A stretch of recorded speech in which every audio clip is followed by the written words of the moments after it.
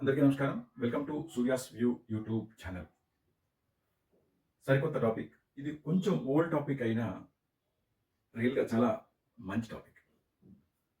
Arranged marriage, loved marriages. ఈ topic ఇప్పుడు ఎందుకు మీకు చెప్తున్నాను అంటే గనక జస్ట్ ఇటీవల నేను ఒక మ్యారేజ్ అటెండ్ అయ్యా మా అబ్బాయితో. మా అబ్బాయి అడిగిన క్వెషన్ చూసి నేను వాడికి అక్కడ ఆన్సర్ ఏదో చెప్పానో, అయితే ఈ టాపిక్ చేయడం వల్ల ఐ థింక్ నలుగురికైనా ఉపయోగపడుతుందనే ఉద్దేశంతో ఈ టాపిక్ చేస్తున్నాను.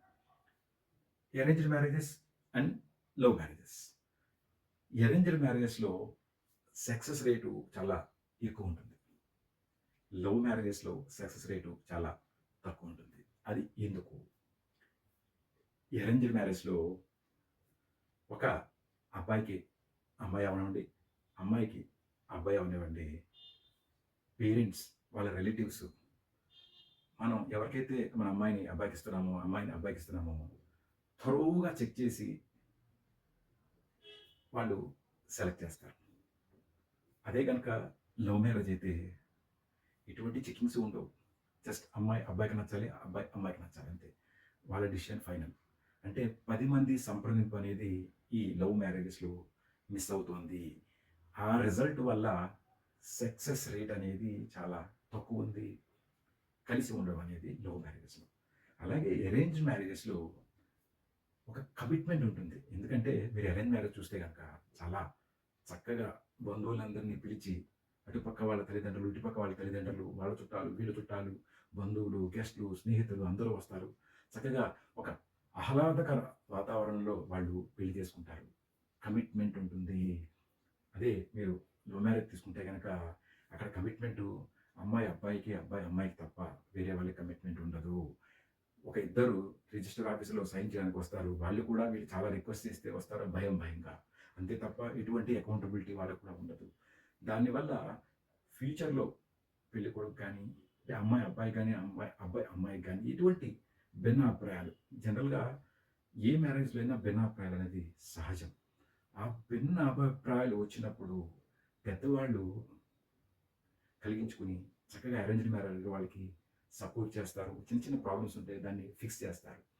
లవ్ మ్యారేజ్‌కి వచ్చేటప్పటికి అలాంటివి ఏమీ జరగవు. ఎందుకంటే వీళ్ళు ఇండివిడ్యువల్ కపుల్స్ జరగవు. అందువల్ల వీళ్ళలో ఫెయిల్యూర్ కేసెస్ చాలా ఎక్కువున్నాయి.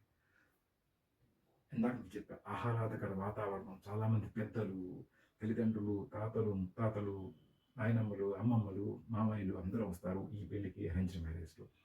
వాళ్ళ బ్లెస్సింగ్స్ భగవ భగవంతుని సన్నిధిలో గాని, లేకపోతే భగవంతుని ఎదురుగుండా కూర్చొని పెళ్లి చేస్తారు కాబట్టి, ఆ భగవంతుని ఆశీస్సులు, అలాగే పెద్దవాళ్ళ ఆశీస్సులన్నీ కూడా ఈ అరేంజ్డ్ మ్యారేజ్‌లో చాలా చక్కగా ఉంటాయి. అందువల్ల ఈ సక్సెస్ రేట్ చాలా ఎక్కువుంటుంది. లవ్ మ్యారేజెస్‌లో రిజిస్టర్ ఆఫీస్‌లో మ్యారేజ్‌లు అవుతున్నాయి. ఎటువంటి బ్లెస్సింగ్స్ లేకుండా, ఎవరి అనుమతి లేకుండా వీళ్ళిద్దరూ ఒంటరిగా తీసుకునే నిర్ణయం అది లవ్ మ్యారేజ్.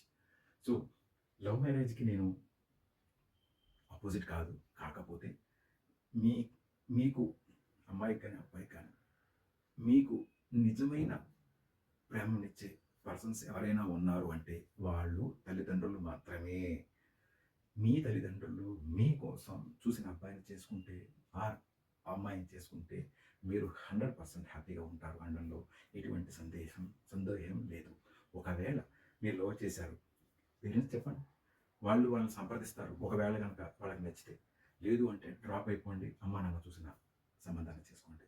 హోప్ నా వీడియో మీకు నచ్చినట్లుగా భావిస్తాను. మీ మెసేజ్ నాకు తెలియజేయండి. Thank you so much. Survey జనా సుఖనో భవంతు.